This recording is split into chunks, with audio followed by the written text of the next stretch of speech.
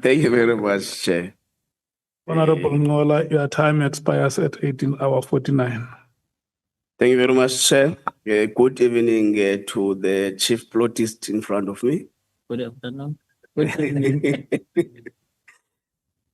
Look, let's take it back to the recording. You are quite confusing us. You have responded to the evidence leader that you have recorded the General Mkhwanazi on the basis of the advice from the Minister of Police. You replied to Honorable Cameron that you have recorded General Mkhwanazi on the basis of your own volition. In paragraph 75 of your supplementary statement, you make mention that you have recorded General Mkhwanazi on your own volition, and the two can't coexist.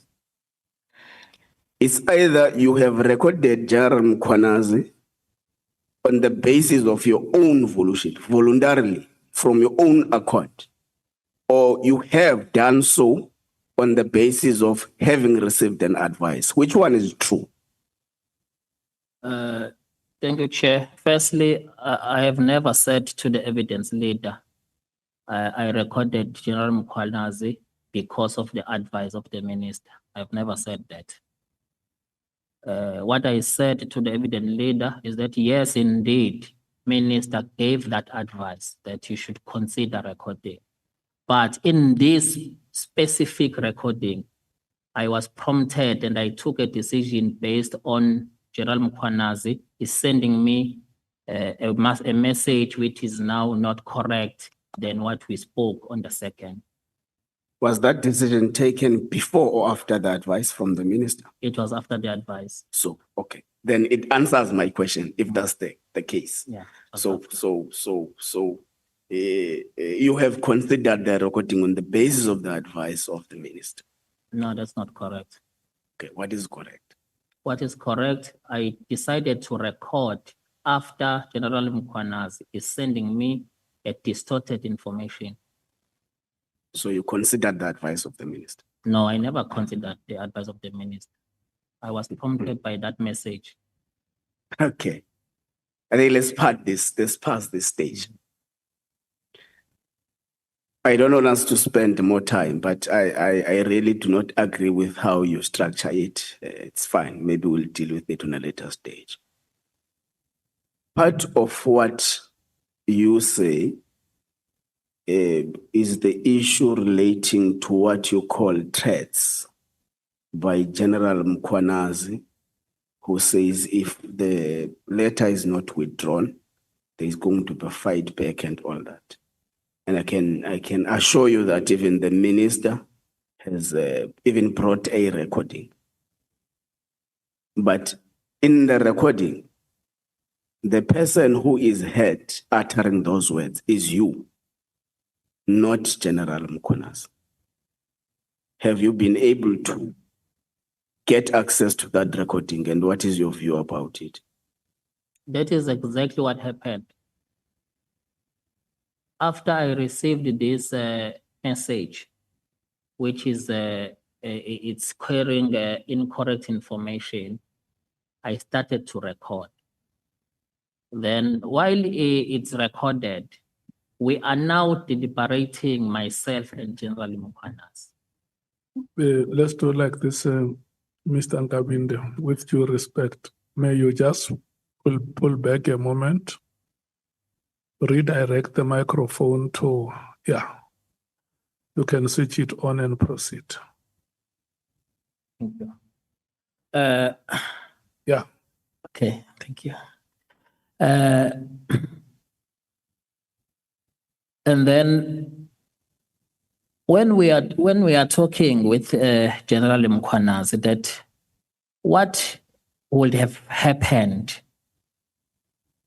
because it was just two of us conversation on the second. Would it be maybe someone was listening to our conversation or tapping our phones?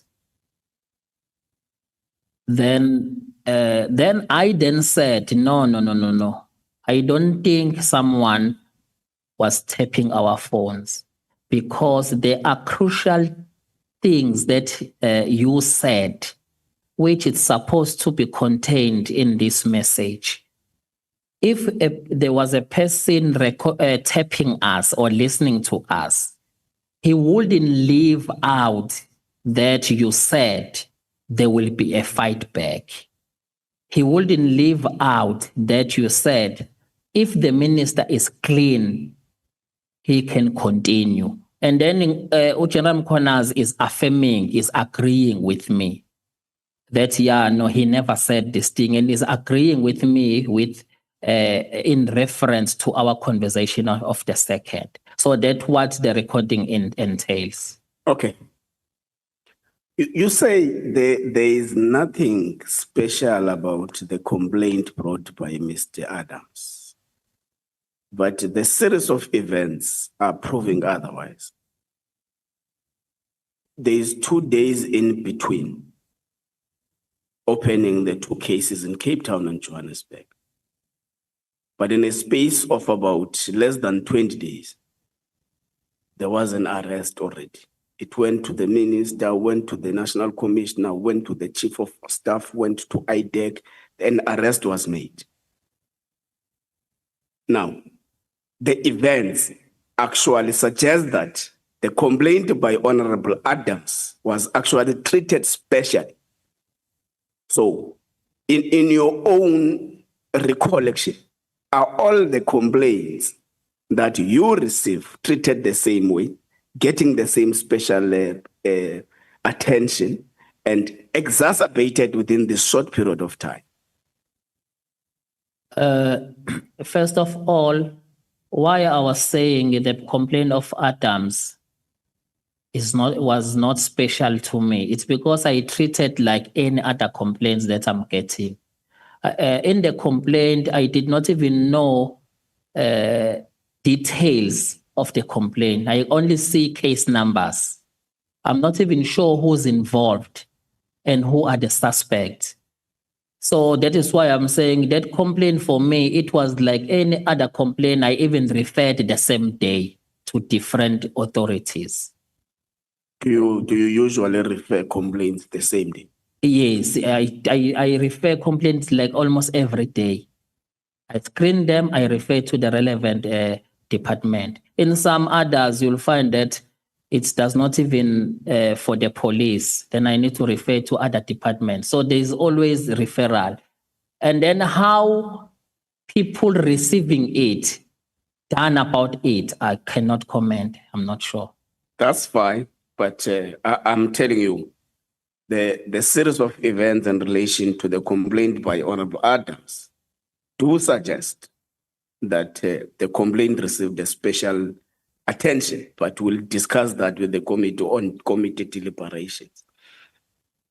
You say, apart from IPID, it was therefore important that the complaint is referred to another independent body, IDEC. How is IDEC an independent body? IDEC is independent from SAPS, or it's independent even from the Ministry of Police, because SAPS, IPID, DPCI, and SERA, those are entities reporting to the Minister of Police. IDEC is under NPA. It's totally independent from our environment. Yeah, it should have been properly explained that independence from the police. Yes, from the police. Because when you say independence, it will have an overarching. No, from the police. Because even the accounting officer of IDEC is the Director General of the Department of Justice. So that's why we wanted to get what you mean exactly. So the minister testifies before the committee and says he has nominated about 3 people for the position of the chief of staff, which therefore was subjected to the HR process, and interviews were later held or conducted. Is that correct? I don't know if for the chief of staff position, there were 3 people nominated. Minister has never shared that information with me. But do you recall that you said you were the only one in the last testimony? Who? You. I said what? You said you were the only one who was nominated. You said under oath. Do you recall that part? Yes, because I was the only one doing those assessments. I was not competing with anyone. Okay, let's go to do internal communication protocols of the police service permit a chief of staff to call a press briefing to talk about policing issues? No, it's not allowed. It's not allowed. Yes. Okay. What did you mean when you said if anything happens to you, it must be blamed to General Masemola? It's because those police who came suspiciously with balaclavas, they said they were sent by him. The people who invaded your place Yes, with had balaclavas. balaclavas, Yes, and they said they were sent by Masemola. yes. Did this not happen during the time of the raid and confiscation of gadgets? It was during that time, but the raid could not happen because I was not at home. So was it police who arrived at your place? Yes, They wore balaclavas, yes, and they said they were sent by General Masemola. yes. Okay, that point is noted. You said you don't know the names of the further 4 people who attended the meeting with the minister. Yes, I don't And know. you say you did not attend the meeting as well. Yes, But you say you confirm that the Stilfontein debacle was discussed in the meeting. How do you confirm discussions of the meeting you're not part of? no, the purpose of the meeting was for that. So surely part of the discussion will be informed by the purpose of the meeting, Okay, because that's how I facilitated it. that's fair. Yes. Then how is Mr. Mokgotsi a relevant body for Stilfontein in your own? My assumption will be that Stilfontein is part of his province. Stilfontein is part of his province. Yes, Oh, is he part of the mining industry? I'm not sure. I don't know. Okay. Is he leading the province? Is he a local leader? No, I don't know. Was the meeting not based on calling local leaders to discuss the debacle in Stilfontein? Yes, the purpose was for Mokgotsi to arrange local leaders. Local leaders. Yes. Okay. You say there is a 22nd November top management meeting of the SAPS Yes. that discussed as part the political killings task team. But you further say you don't think it's important that you disclose the discussions in that particular meeting. Why is it so? The crux of why we're here is the dissolution of the political killings task team. So any information relating to whatever meetings was, you'll recall, Mr. Nkabinde, that we have got numerous evidence with us. And most of it contradicts each other. Nkwana says this, Masemola says this, Sbia says this, Nqola says this. So it's very important, boss. We must understand the steps leading to the letter of the 31st of December 2024. Why I said that is because I can only share what I could remember, but the meeting is for the minister, who knows why he called the meeting, but I can share what I can remember, what was discussed. That is why earlier on, I did not even mention only PKTT because I remember the issue of fiscal policy and ORS. I remember an issue of inspectorate. Then I remember the issue of murder and robbery unit where PKTT name was touched on as one of those task team that will fall under murder and robbery unit. When were you appointed as the chief of staff? 1st of August. August. Yes. Are you aware of the letter of Miss Merdihas No. on the 31st of October? No. You have not seen it? No. Which was a complaint to the minister? No, I never You seen didn't it. see it? No. Okay. Now let's go to paragraph 64 of your main statement. Of your main statement, 64 of the supplementary statement, sorry. Of the supplementary statement.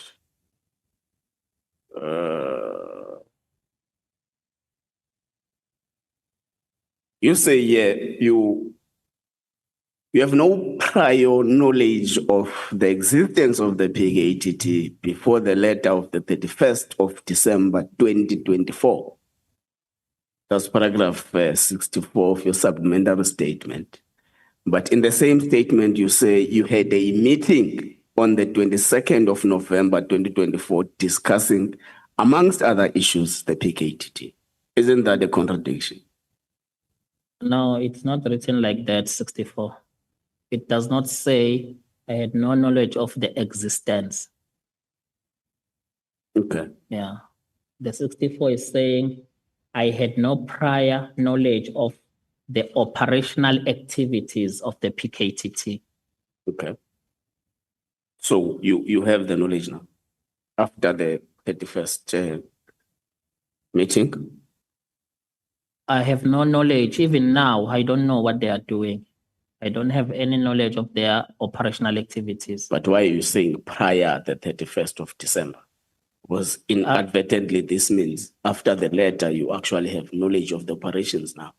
No, there was a specific question that I was responding, guided by the consultation. There was a specific question that there are incidents happened before the 31st directives, which those incidents, they are perceived or alleged to be a contributing factor for the disbandment. So that was a specific response during the guidance of what the committee is looking for. Okay, let's go to, you say you, as part of your life in the service, taught the law of evidence. Yes. To maybe the juniors, the trainees, and Yes. all sort of that. Now, we'll presume that at least the basics of the law of evidence at least are understandable. That's correct. So in your own understanding, can an illegally solicited evidence be admissible? No, It can't. it can't. Okay. Do you understand that there are laws that govern the handling of intelligence information in South Africa? That's correct. Okay. So can a person wake up and say they got an intelligence report on the doorstep when they woke up going to pee in the toilet, then go to IDEC and lay a complaint without producing those documents? By just writing an affidavit? Can that happen in a normally operating, say, security cluster?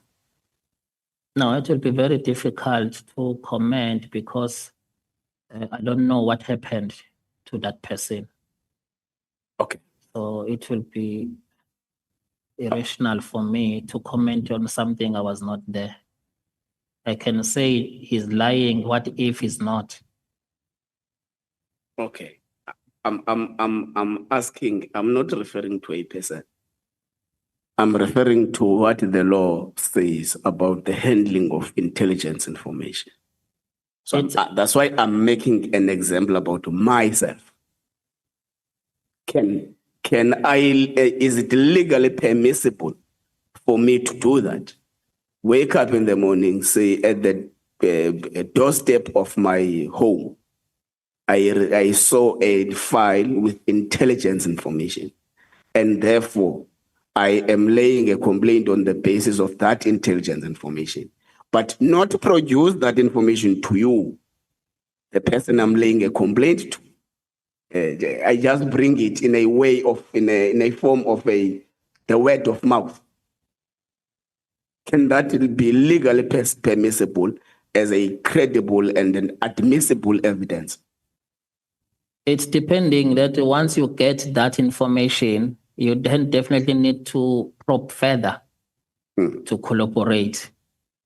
Yeah, because those are the things you cannot just take from a face value. Yes. You just need to probe it further and verify and confirm. As far as the source, the originator of that leaked report, because it means it was leaked somewhere. And to investigate it further means part of what I must get hold of is the said report.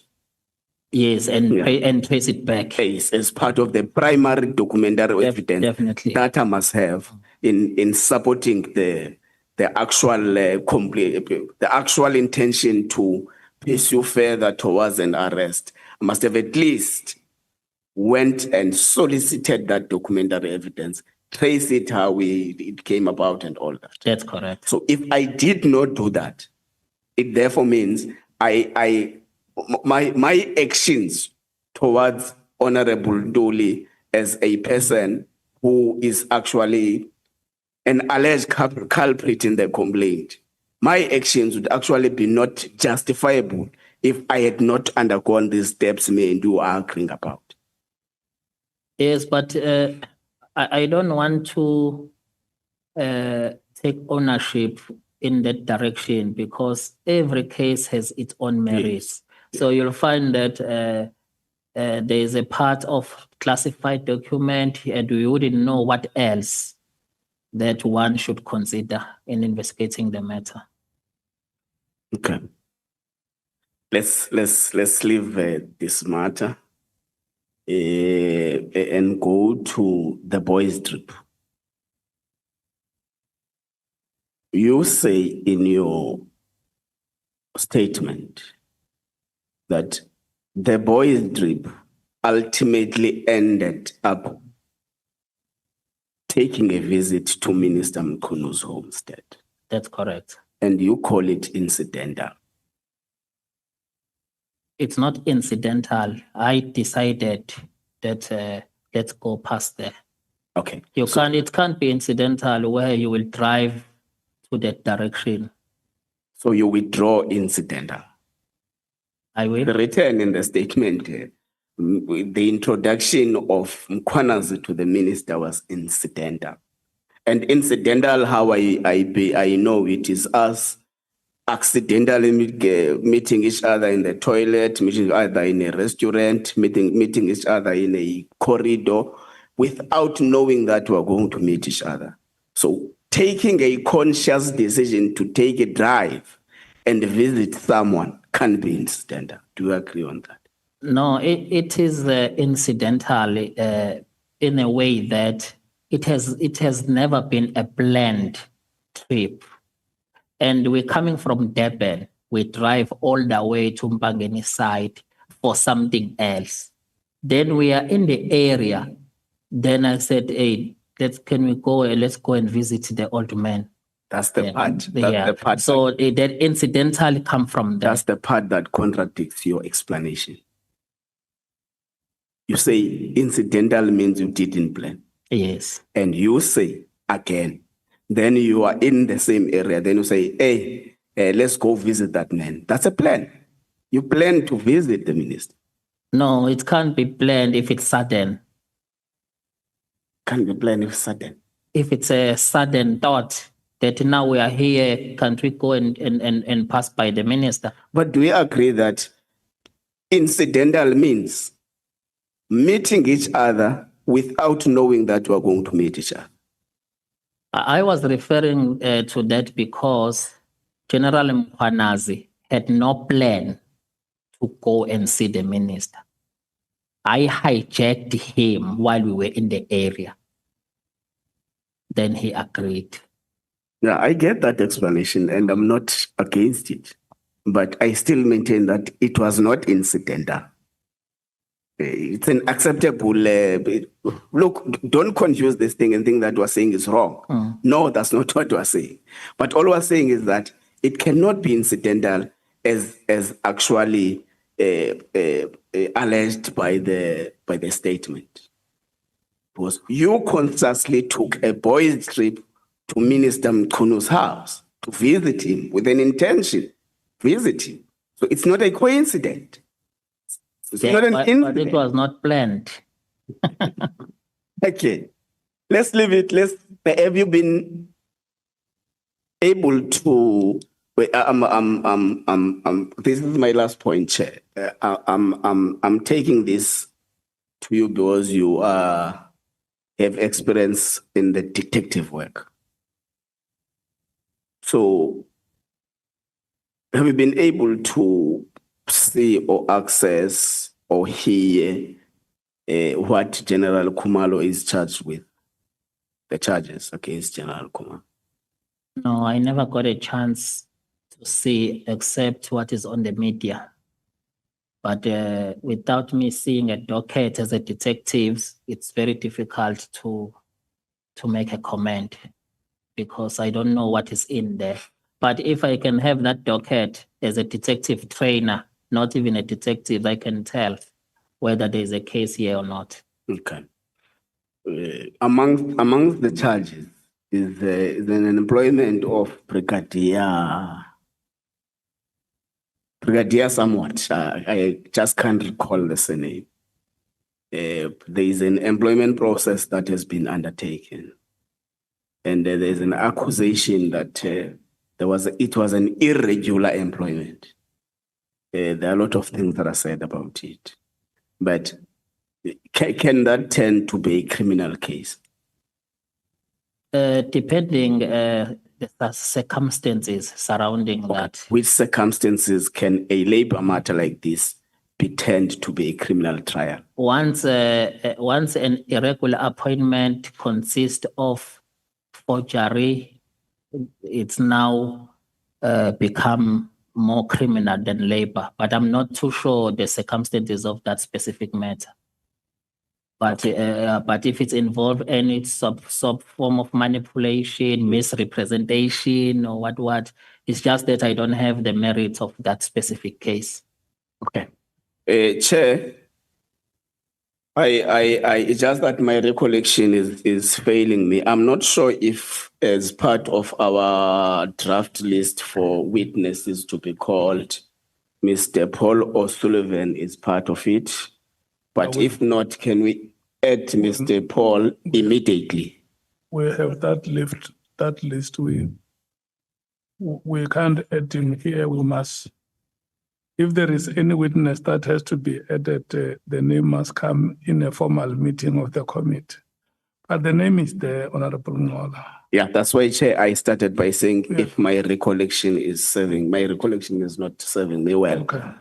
Thank you very much, Chair. Thank you very much. You were left with 1 minute of your time. Yeah, Chair, that's why I want to valelisa officially to the chief plottist. Yeah.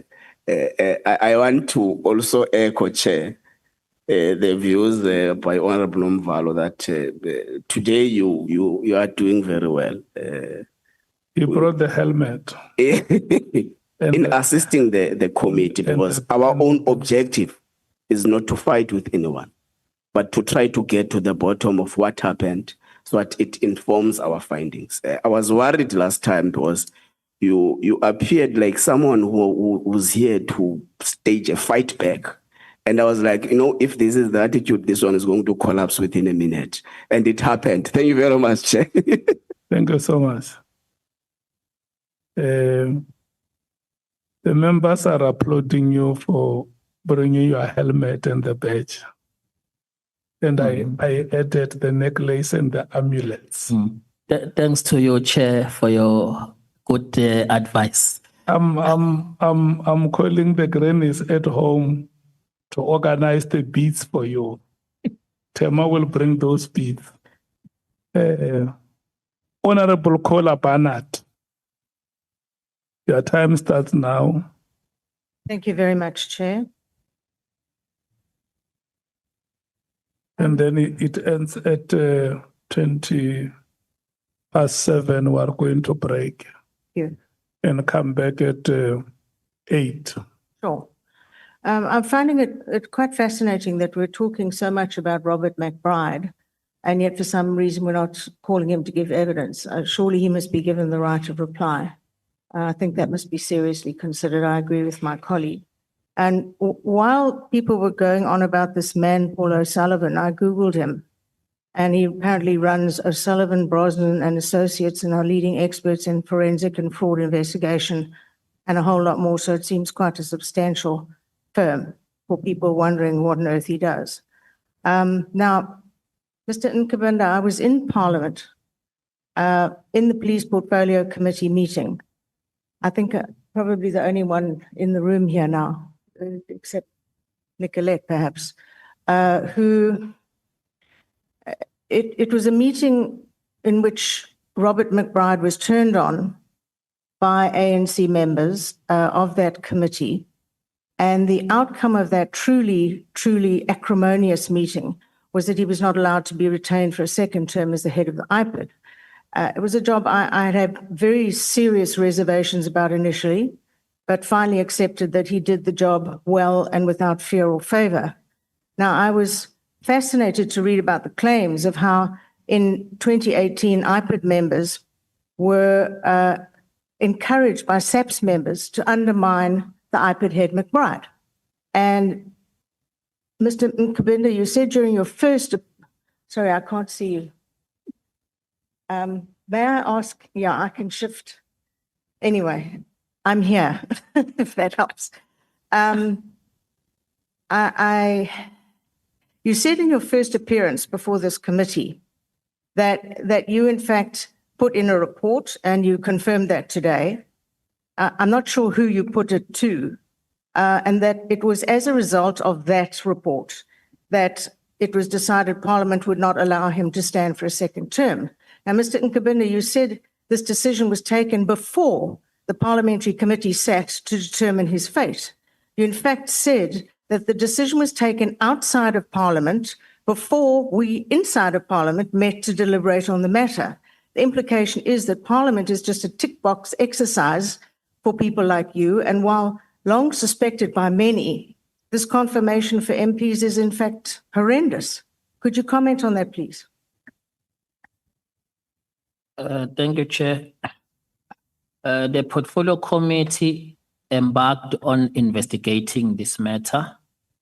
As a result, they wrote a letter to me to confirm my allegations, because my allegation, as per the report, was central to those deliberations.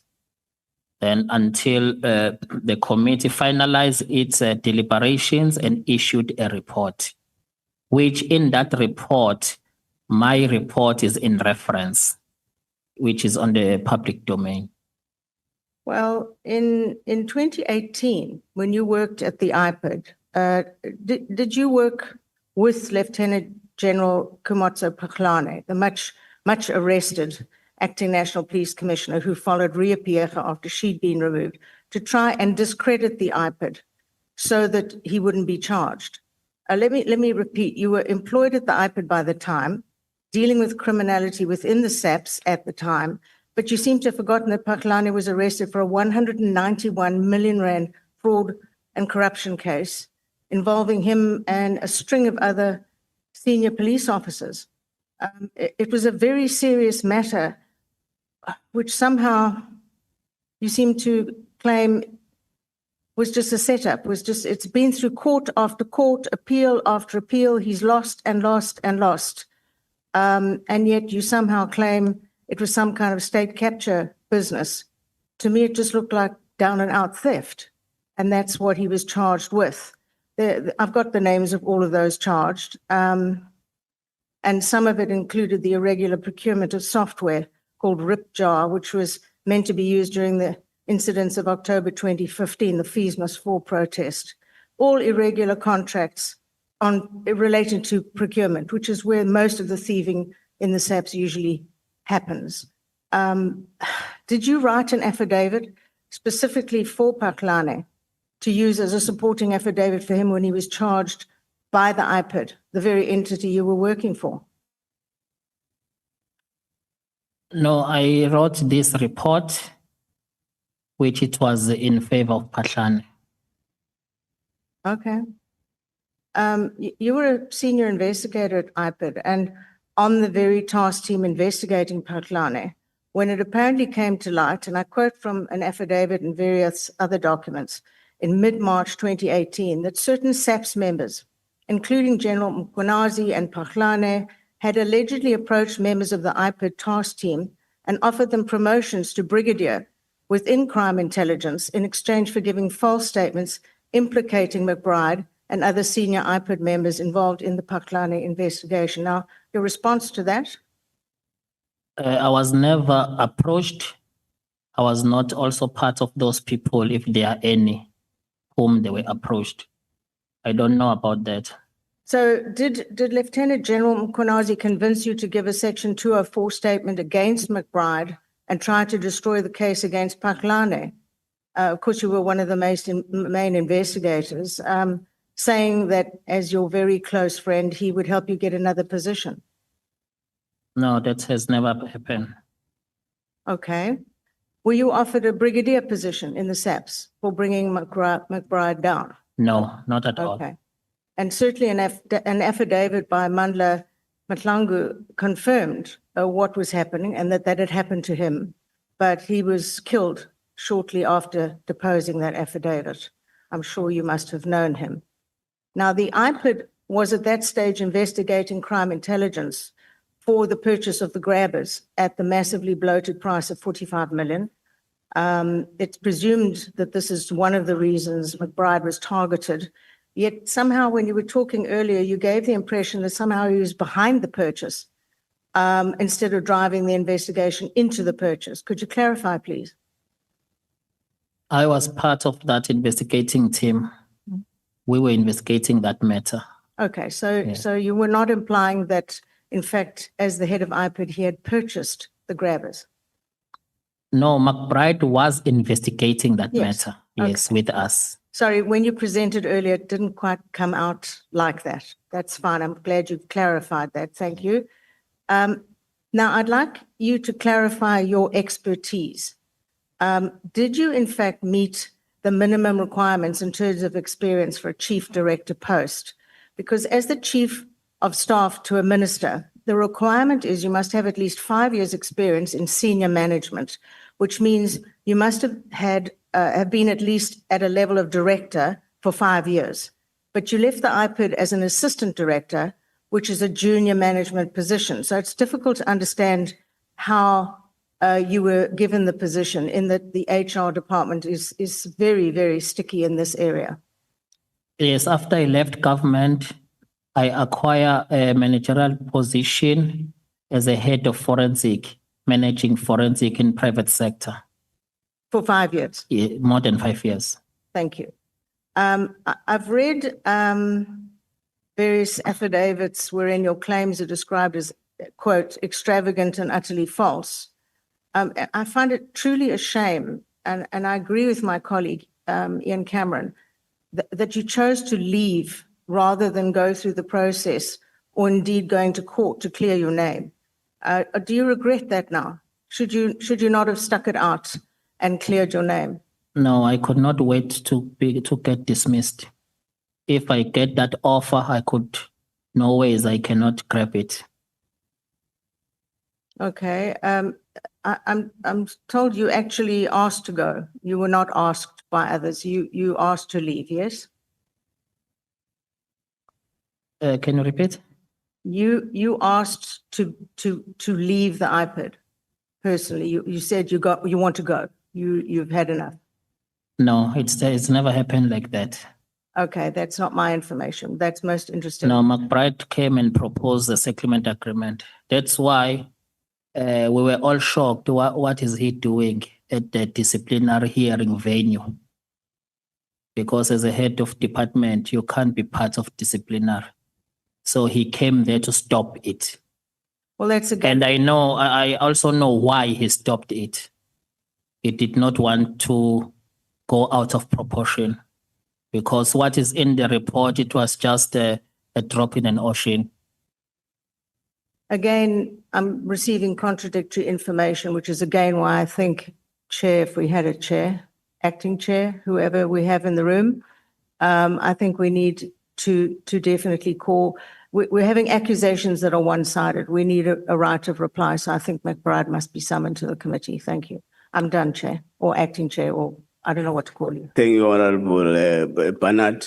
And the chair has indicated that we are going to consider this proposal. You recall that both Honorable Nomvalo, Honorable Skosana, myself, and yourself now have actually proposed a certain number of people to be added. So there's going to be a meeting to discuss that. Thank you very much, Honorable Mateus.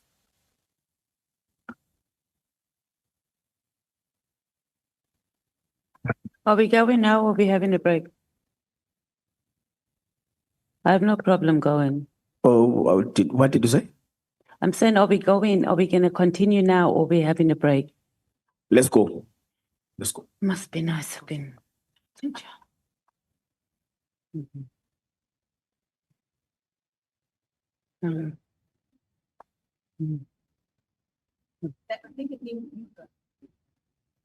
Yeah. Honorable Mateus, we're going to take the break immediately after you. So we will take your 30 minutes, because anyway, we're supposed to take a break at 7:30. So you can proceed, Honorable Mateus. Thank you.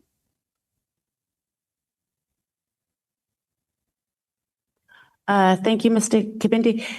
Why did you give us a supplementary statement instead of a new statement? I realized that there was no materially changes that needs to be effected. In fact, I realized that after I got an accurate information, like for instance, the issue of a date of the meeting of Brown Mohotsi and the minister, in my initial statement, I said it happened between October, November. Then if I check the correct date, it was 28 October, which means in my initial statement, there was nothing wrong I did. My estimation was very correct. So it means I just needed to supplement and give more additional information for clarification. Did your legal team advise you to do this and you agreed to it? That's correct. Okay. So there are 6 material changes and possibly more in your statement. We're going to go through it. Number 1, on your initial statement, paragraph 71. I don't know if you want to go to there. It says there was a meeting on the 21st of November 2024 with the top management of SAPS to discuss violent murders and crimes. Then on your supplementary statement, you say, I recall attending a meeting on the 22nd of November 2024, etc. So there's a date change from the 21st to the 24th of November. It's not a date change. I beg your pardon? It's not a date changed, Chair. When I consult the calendar, I had to supplement with an additional meeting. 21st of November, it was there. The meeting is correct. What is not showing there is the meeting of the 22nd, which I had to supplement and give as an additional meeting. On paragraph 80, you said you facilitated a meeting. and then you were vague, and then on your supplementary statement, you set out the chronology, and then you include the dates as the 28th of October and the 30th of September. So here you give an explanation or expansion. And Yes. it's not necessarily a contradiction. On paragraph 82, there's also your dates are broad. You had indicated January and February, and then you tighten it up to the 3rd of February. So there's some clarification there and not necessarily details. When we go to paragraph 76, you say the 30th of September 2024, and then you clarify in the supplementary statement, you say there on the 1st of October and not the 30th of September. Yes, I was clarifying, yes. Right, so it's a date change. On paragraph 71,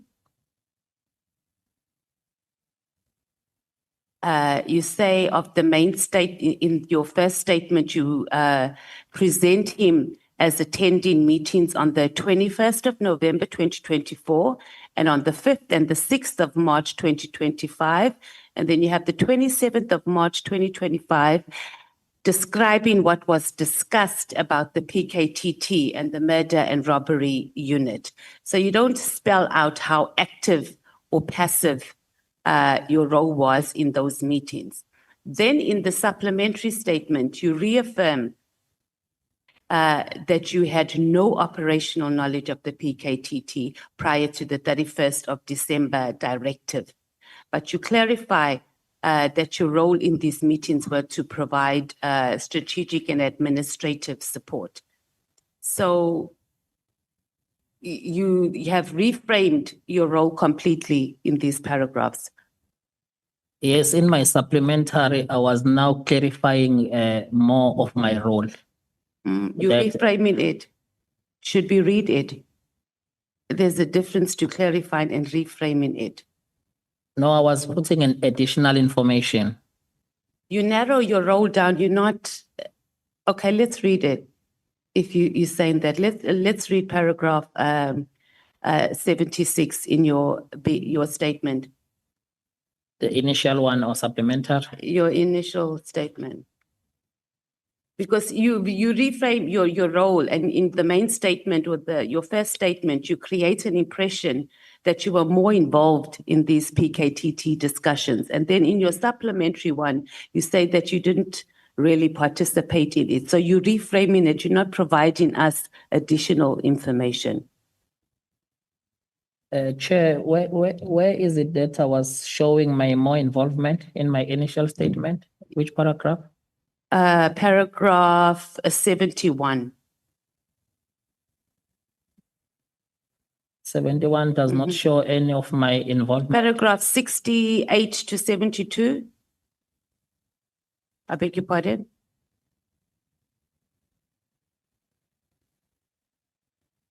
'68. To 72. I had no knowledge of the operations of the PKTT prior to the directive being issued.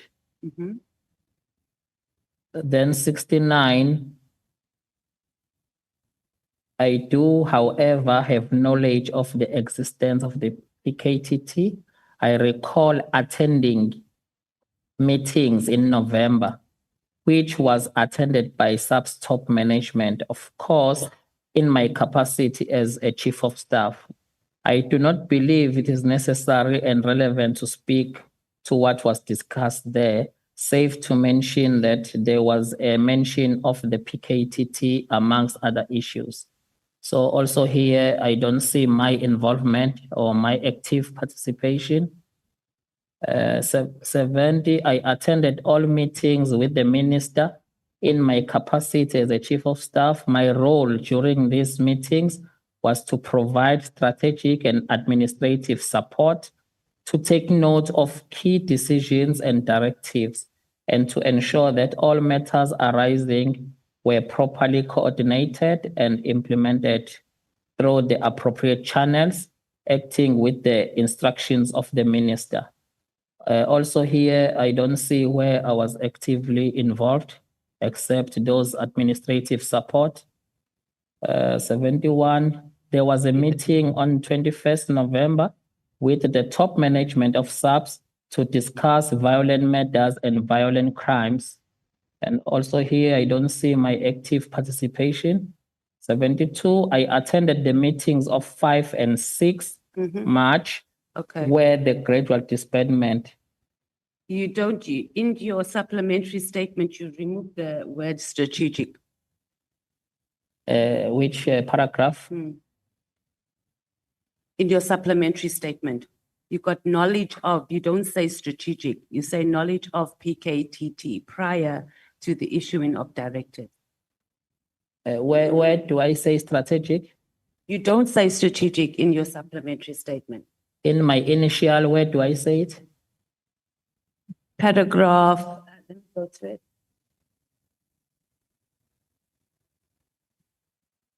And maybe you can tell us what is your understanding of strategic? Because you just read now about strategic in paragraph 68.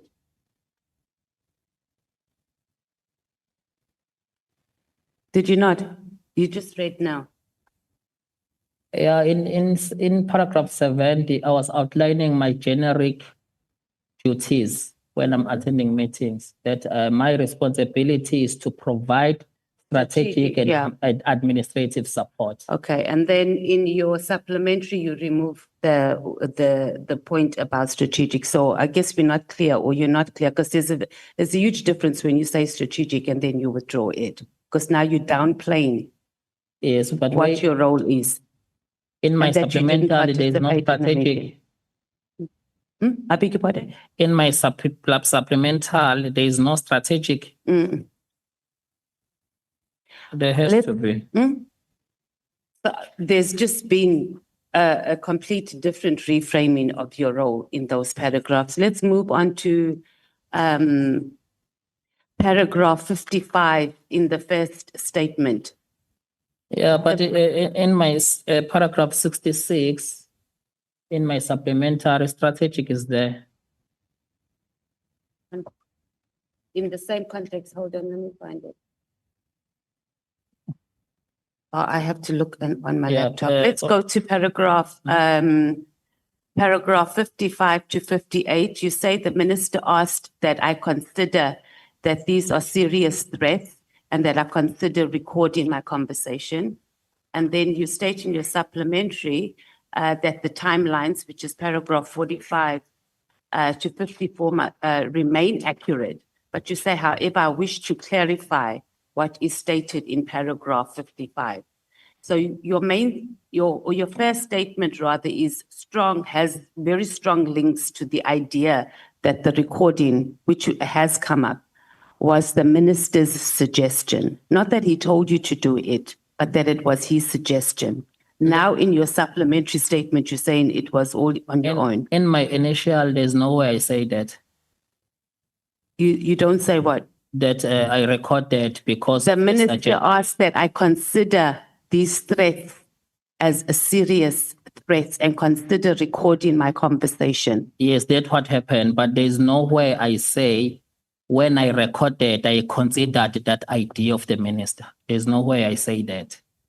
You are, but now you're playing with words. But you're saying that the minister gave you the idea to consider it. That's what he did. Yes, But when by the time I you've recorded, changed it. But let's just agree that you've changed it now, because you make it out like this was only your idea and the minister did not ask you to consider doing it. I never changed it. Why it does not appear on my supplemental?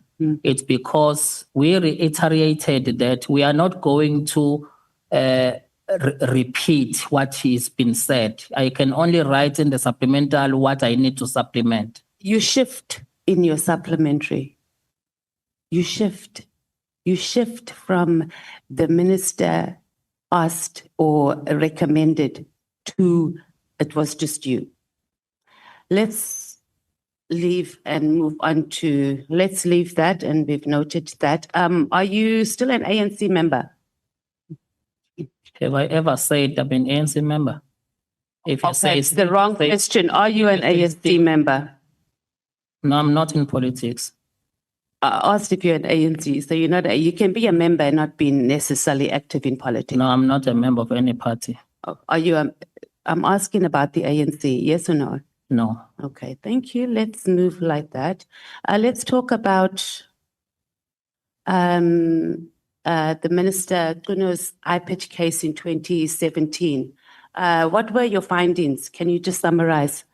Because you were assigned to that My case. findings was that there were no reasonable, valid reason to reopen a case which was declined 5 years ago. Did you also say that the Hawks were being used to interfere in political matters in your findings? The Hawks were used. Mm. Yes, I said that. Did you share this information with Minister? Nqola? Did you share the information with the minister Yes, about these political matters or? no, I shared to him that my findings is that there are no valid reason to reopen the case. I'm talking particularly about that there's been political interference. No. No. What was the political interference? No, that what during my interviews, that what I told, that it's a political pressure. That what the Who word is was. giving the political pressure? No, I never got the name. So you closed the case or you concluded on a case without having a name of anybody on who was doing that? I never closed the case. The case, Well, your the findings, case let me put it remained this with way. them, yeah. Okay, but your findings, you gave those findings, but you didn't know who the person was. Yes. That was doing the When- political pressure. When you investigate a case, you deal with the crux of the matter. Was there a valid reason to reopen a case or not? That was my findings. There is no valid reason. Then my recommendations, this is the route you must take if you want to properly reopen a case. Okay, so you're saying that you, there was no valid reason to reopen the case because, and you based it on because of political pressure. You said not interference. I think your initial statement says interference. It doesn't say pressure, which is two different things, I guess. But let's go with the pressure, right? What was the political pressure? Because if you can conclude like that, there has to be who, how, what was the political pressure? Where was it coming from? Who is the political figure that was involved? No, I never got into that extent. So you think you did a thorough job on the case? Yes, a thorough job was Okay, let's the move case needs to be. Without knowing who was doing the political pressure, you did a thorough job. Without knowing who was involved, who was putting the political pressure on. You're not even saying I can't say who it is. You did a thorough job without the knowledge of who is the person or the persons involved. The name was political not pressure. given. The name was not And given. you didn't ask. And then you believed it. You didn't even interview that person.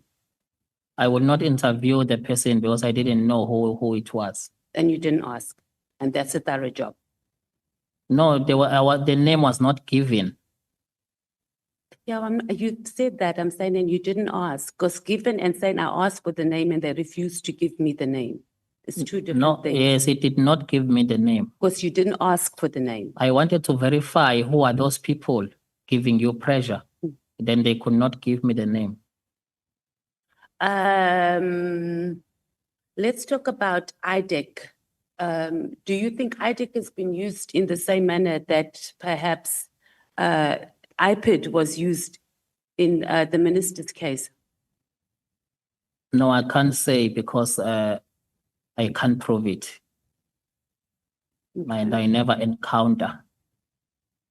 You haven't encountered anything. So the minister asking you to refer a case to IDEC for the first time, as you had given in your statement earlier, you didn't think that that might be more or less the same script as perhaps. No, I see it like it's an appropriate body in that circumstances.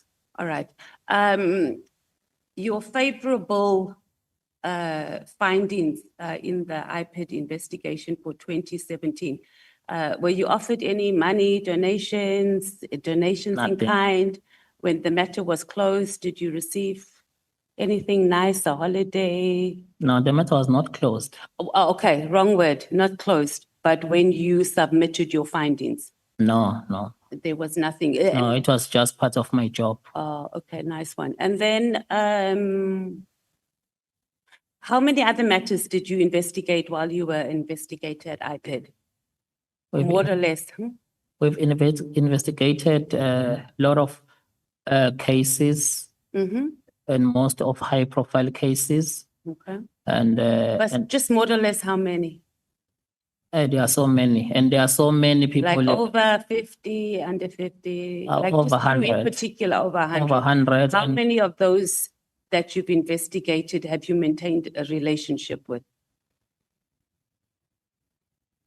what do you mean? So you've investigated this case, right, that involved the minister, and you've maintained your relationship with him since then to a point where you and Lieutenant General can just stop by his place and chill for tea, coffee, beer, whatever it is that you were doing. So I'm just asking in context of the over 100 cases that you were involved in, how many others have There you are so maintained many. this relationship, or you've maintained relationship? Yes, there are so So many. maybe just give us one or two names where you've maintained a relationship to that No, extent. there are so many. Even But so others, many they, is not giving they us- don't even know. They think I'm still with IPID. They're still in contact with me. I'm still in contact with them. You're not going to tell us like more or less out of 10, 20, can you give us some names? It's people you don't know in It Durban. doesn't matter that we don't know. We are here and we The do an Ngobo family in inquiry. Tuzuma. Hmm? Ngobo family in Tuzuma. They even invited me when they had an unveiling tombstone. And you can also just stop by at their places. So if you are in the hood, Yeah, but they are not the same as a figure, like a former premier. Okay. Like if I can get your number, okay. it won't be the same like any other people. I'll say I'm having a So mandate he was number. the only high profile because just before you said you interviewed or you were part of investigations of many high profile people. So I'm just asking, the ministers on that level of high profile. So I was hoping that you could give examples of other high profile people that you were part of investigations. As that you complainant. maintained that, and then eventually they appoint you like perhaps as chief of staff or something. No. No. The- So the- your appointment as chief of staff had nothing to do with your favorable findings in the it minister's has case? nothing to do because I left IPID 2018, and I'm already having this relationship with the minister. He's been in a 2 other portfolio already. Mm. He has never appointed me, and we have never even spoke about me looking for the job. Because even when he nominated me here, I was working. I had to resign.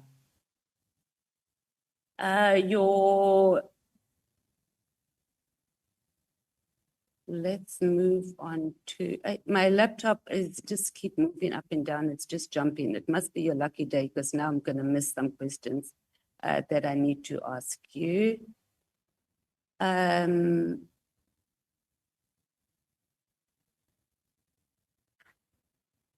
As far as you know, was the minister preparing to contest the ANC presidency or any positions in the ANC? No, your I don't knowledge. know. Mm. He has never spoken to me about that. Okay. Who was with you when you recorded the conversation with Lieutenant General Konasi? I was alone. Have you had any engagements with Sabia, Lieutenant General Sabia? Not at all. Ever worked with him at all? No. Any engagements? And then what about Brian Pariachi?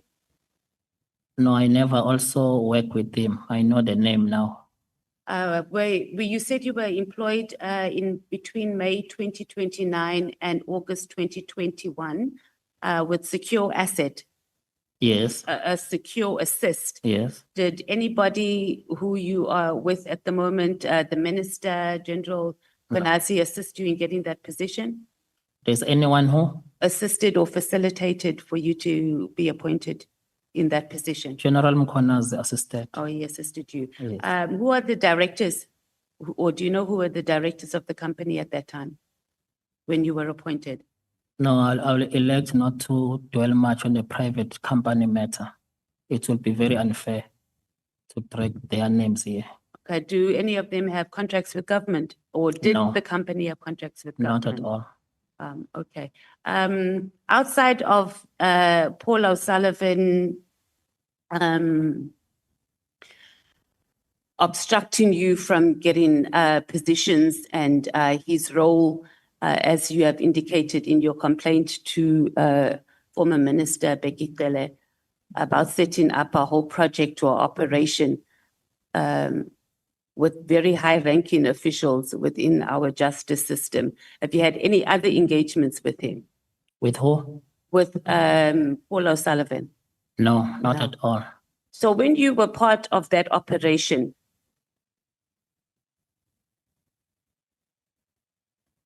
what was your Damascus moment where you thought, I need to leave this?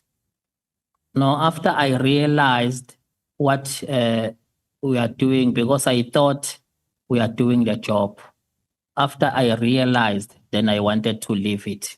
What job did you think you were doing? Our job as IPID, investigating crime. And then on this particular operation, when you initially, what did you think you in particular was the operations for this particular job? Like, who were you investigating, or what was the investigation? We were about? investigating General Pashane. Okay. So I thought we are chasing the crime. Up until I see this too much involvement of Paul O'Sullivan as a leading us. Then I started to realize that no, something is not right. So that was your Damascus moment. Yes. So you were not actively involved in the faction. You only realized afterward that this was a faction. And then did you speak to anybody else about it before you went and you wrote the letter No. to the former minister? You just went ahead and said that, no, this is a factional arrangement and I'm leaving. Yes. You are now, looks like we have the same vibe happening there in SAPS, or pretty much in the justice system of factions operating. Are you also having a moment? I also have. Are you also having another Damascus moment of exposing a faction? No, I'm not in that. You were not involved in any No. factions at the moment. You were just doing your job there as a chief of staff. Yes. You and your buddy, Lieutenant General Konazi, had your things on the side and you weren't involved Yes. in any untoward things that were going on. Exactly. Okay, thank you. Thank you, Chair. Thank you, sir. Thank you so much, Honorable Matthys. You still had 4 minutes left. I want to thank you so much for that. Those minutes would be donated to the anniversary of Honorable Cameron. The honorable members who are breaking were coming back at 20 hours.